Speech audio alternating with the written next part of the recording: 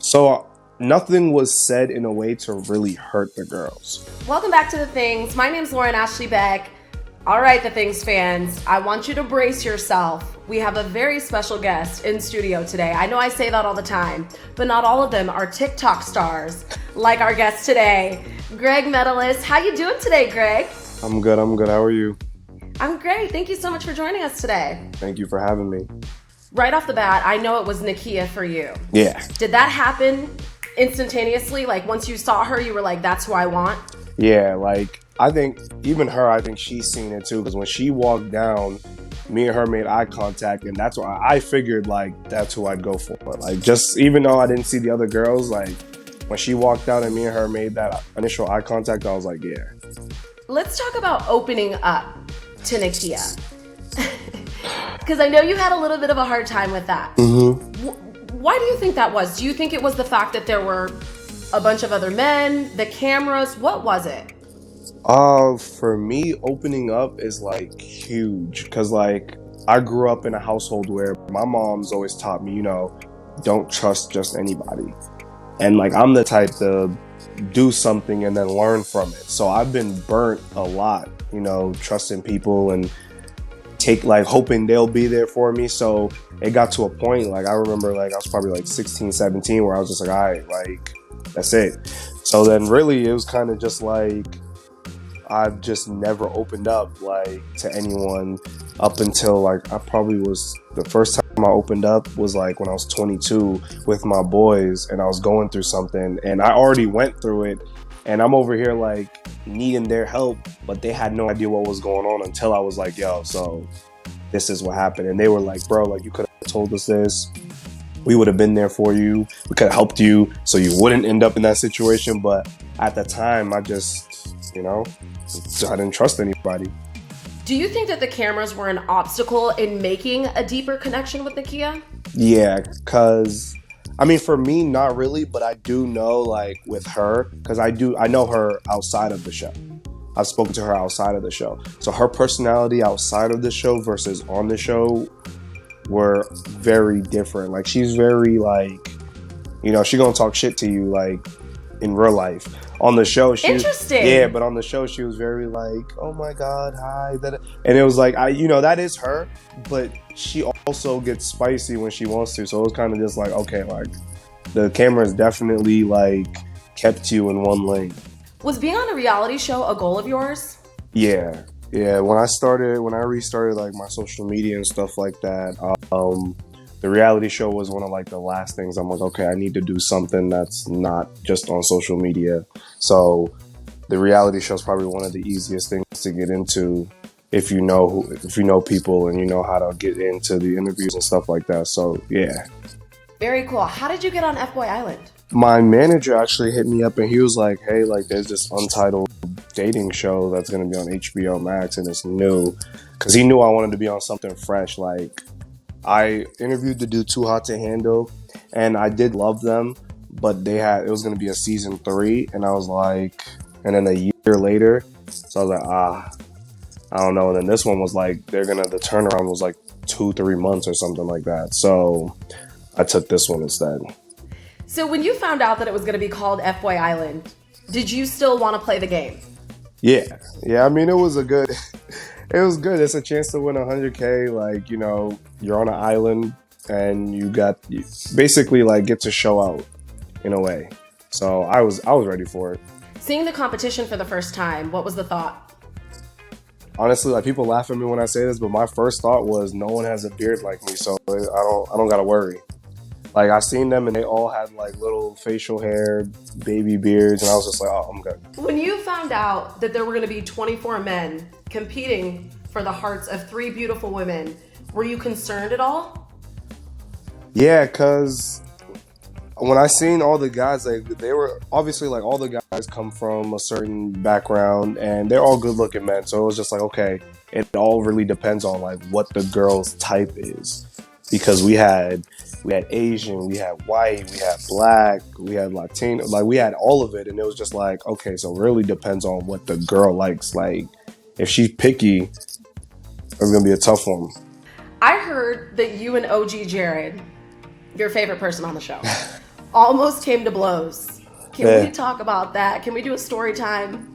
I mean, it wasn't nothing like people would assume it's because of Nakia, but my reasoning was like, everyone, I didn't really pay attention to it, like, because when everyone was like, oh, he said he loved her, da da da, I'm like, that's weird. Like, why would you, like, out of all the things you could do, like, to get a girl, like, you don't gotta lie to her and tell her you love her.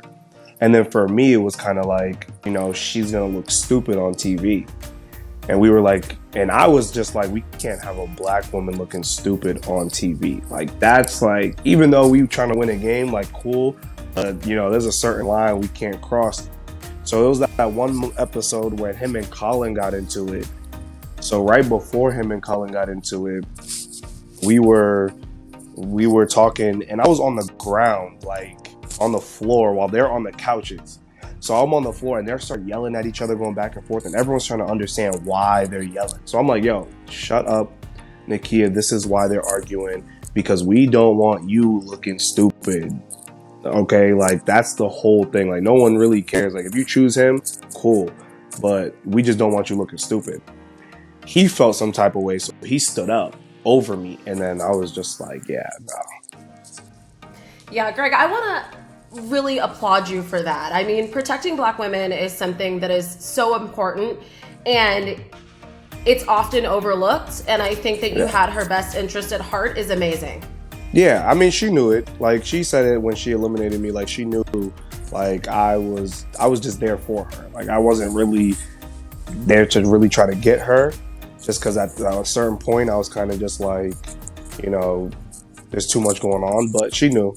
So we interviewed Garrett about a week ago, and he told us a little behind the scenes tea that before the show, some of you had figured out that you guys were all going to be on the show together. Were you a part of that? Nah. Nah. I'm not gonna hold you. Like, I didn't step out of my room, like, because we had balconies where we could see. We knew who we were. Like, we had balconies, like, next to each other across the room. So we all would work out, or they all would work out on the balcony. So they would see who they were. They'd talk to each other. I never came out my room. I want to talk about Chris. And... I just want to know, I know you guys have locker room talk, and there are things that come out. What was the feeling when you found out he was giving tea to the girls and just basically spilling everything that was going on with the guys? I knew it was him, but we could never prove it. So it was kind of like, these girls are coming back to us with a lot of information, and I'm just like, where the is it coming from? Because we do have locker room talk, like, like, once the guys are together, some guys feel like they need to, like, pump their chest. Some guys feel they need to talk a little bit more than what they usually do. So nothing was said in a way to really hurt the girls. Like, it was kind of just like, oh, like, she didn't pick me, but I got like 5 girls back home, so I'm not stressing. Like, it's like, stuff like that to make themselves feel better. It was never any intent to hurt the girls. Do you think Garrett got unfairly pegged as the villain? I wouldn't say unfairly pegged, just because, like, he was my guy. Like, he was with me the whole way. Him and Josh, like, that is who Garrett is. Like, but he's honest. Like, and the thing about me is, I think as long as you're honest, I feel like there shouldn't be a problem. Like, if you're being completely upfront about who you are and what you do, like, I think, like, most people would lie about that stuff. So for me, like, I just think, like, he came off as the villain because he was like, I'm here for the money. I'm gonna win. I'm gonna do what I gotta do. And, other people were kind of like, oh, like, she's cute. But he was very much, like, in the game. Do you have any regrets or any connections that you wish that you had made? I guess the only regret I would, like, have would be, like, I was chilling the whole time. Like, if I knew, like, after the show, like, it would be all, like, fun and, like, everyone's cool, I would have did what I wanted to do. Like, I would have went off. Just, like, I would have really made it entertaining. Like, I would have, like, because on social media, like, I think I'm entertaining as So like if I took that over towards the show, I think I would have had a better time. Who are you still close with after the show? Everybody, like even OG Jared, like, you know, we all have a group chat, we all talk, like we all plan on meeting each other up like at least like once every month or two. Like I'm closer with like Garrett, Josh, because they were my roommates, but we're close in general. So I think a lot of people often peg content creators or influencers as people that have things come easy to them. Yeah. I know you talk about uplifting women on social media. Can you talk a little bit about how that came about and your hustle being an influencer and a content creator? It's just I guess when I first started, it was just like a tough situation for me. I was figuring out like my life, jobs, all that stuff. So for me, it was just like I need a way to quit my job. Like I need a way to live the life I want to live and not have to deal with a boss or deal with, you know, someone telling me what to do. So that's like really how like I really started, was just nonstop consistency, like every single day for what, almost 2 years now, or probably is. I think in the next couple of days, like it'll be year 2 for me. So like and you blew up though. Yeah, like I was consistent though. People would look at it and be like, "Oh, it came natural, it happened." But like people don't realize like I'm up every day at 10 o'clock, like making content, YouTube, TikTok, Instagram, photo shoots, whatever the case may be. Or I'm writing down ideas of like what people haven't done and what I can do to put that to light, like constantly just working. So people don't realize that. Do you feel that this show specifically helped expand your career? I think so, just because now I'm on TV. So like it's just like, okay, like it wasn't, he actually did something with his platform. Like it wasn't just, oh, he stuck to social media. Like now I'm trying to take it further. Now I'm trying to brand myself out more. So definitely being on the show was like, okay, he's trying to do more than just social media. Very nice. What are you doing next? What's coming up? I don't know. I'm trying to get on Power. I'm trying to do Wallin' and Out. Like I'm trying to get into different circles. You should start doing skits on TikTok.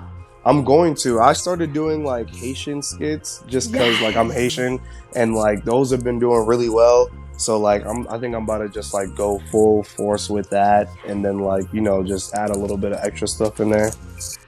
Yeah, you got it. I'm in full support of that, and I can't wait for that content. Thank you. Where I can the people appreciate find it. you in the meantime? You can find me on Instagram at _Metelus, TikTok Metelus_1, Twitter Metelus29, and YouTube Metelus TV.